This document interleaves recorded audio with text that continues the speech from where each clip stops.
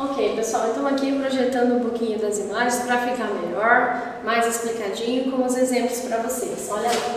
Então vamos. Então o que eu vou colocar aqui para vocês? A distância, né? Essa diferença entre esses dois elementos aqui. O que é mesmo o sujeito? O sujeito é todo aquele que produz ação ou sofre ação dentro de uma frase ou oração. Olha lá, é um elemento, né, ao qual damos alguma informação sobre ele, né? E o predicado é a informação que é dada a respeito do sujeito. Então é esse conceito. Como que ele vai funcionar dentro de uma frase? Olha lá. E aí a gente tem as classificações, né? Dentro da questão de predicação, nós temos a classificação do sujeito. O primeiro sujeito que nós temos é o sujeito simples. O sujeito simples, ele vai trabalhar com apenas um verbo, né? Então eu tenho um dado, uma informação sobre esse meu sujeito, que é bem fácil de designar. Olha lá, olha um exemplo só para a gente seguir aqui. Então a gente traz aí um exemplo para vocês verem. Olha lá, as casas da vila foram reformadas. Quem foram reformadas? Só tem um verbo, né? Só o verbo reformar. Então eu só tenho um dado sobre as casas, que é o meu sujeito da oração. Fica muito fácil de entender isso daqui. Depois eu coloco aqui para vocês o sujeito oculto. Qual que é a ideia do sujeito oculto? É quando o sujeito simples, né? O sujeito simples é um pronome pessoal. O que é um pronome pessoal? Por isso que é importante falar daquela relação de morfologia. Lá no pronome nós estudamos os pronomes pessoais. O que é um pronome pessoal do caso reto?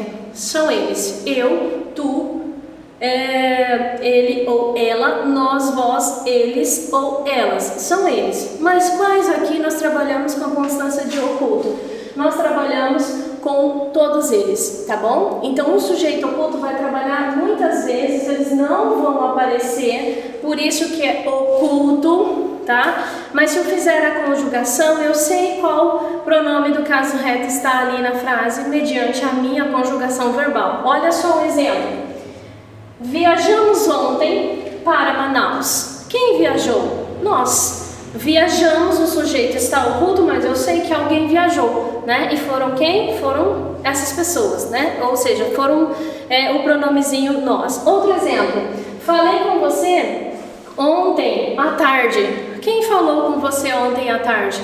Eu. O pronome fica oculto, mas eu tenho um pronome ali que eu sei denominá-lo implicitamente pela conjugação e pelo verbo. Mais um próximo aqui, sujeito composto. Esse também é muito fácil, não é tão difícil. Qual que é a diferença dele aqui para o simples? Aqui eu vou trabalhar com dois verbos. Eu tenho duas ações, dois dados ou duas informações desse sujeito. Olhem só um exemplo. E nós chamamos esses dados, essas informações de núcleo, né? Então eu tenho dois ou mais núcleos, olha lá. Bois, vacas, bezerros andavam misturados. Quem andavam misturados? Um monte de coisa andava misturada aqui, né? Então aí eu tenho dois núcleos. Vendem-se quem? Vendem-se bois, vacas e vendem-se bezerros. Eu não posso ficar repetindo a palavra vender. Por exemplo, vende boi, vende vaca, vende bezerro. Não, eu classifico isso em pontuação de assindético, que são as vírgulas aqui, para denominar esses núcleos aqui, ok? Então continuamos.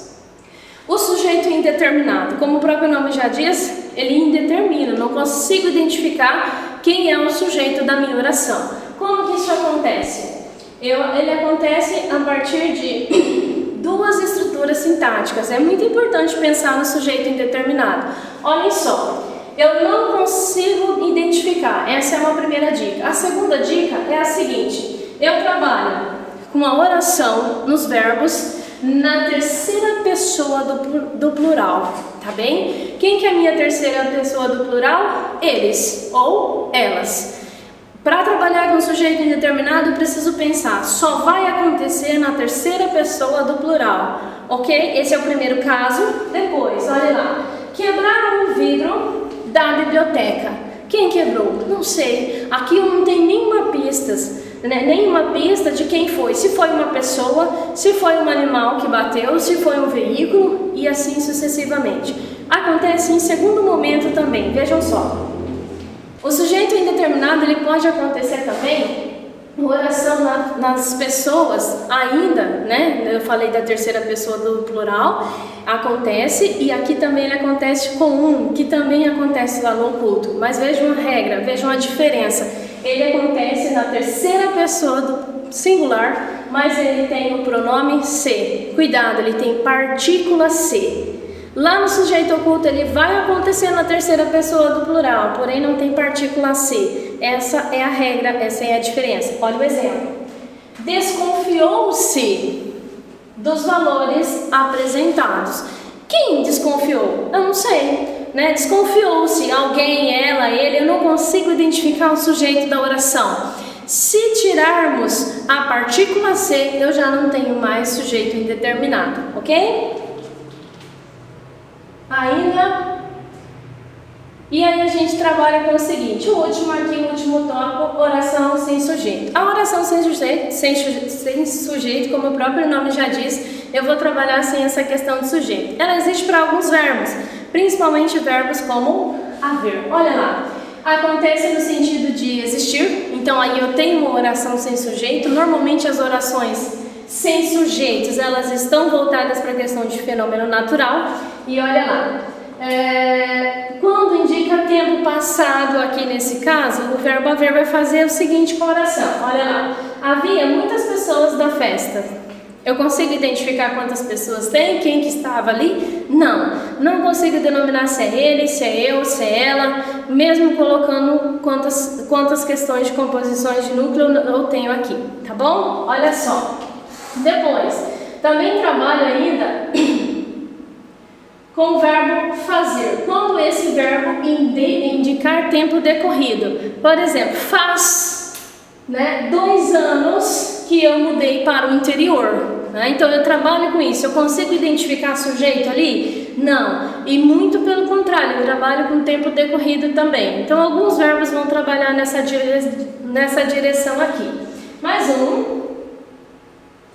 O verbo ser, que foi aquilo que eu falei para vocês, trabalha muito na condição de fenômeno natural, né? Olha só, em expressão de tempo também. Era verão. Eu não tenho nenhum tipo de classificação de sujeito aqui. Só um dado, só uma informação. E é uma oração sem sujeito.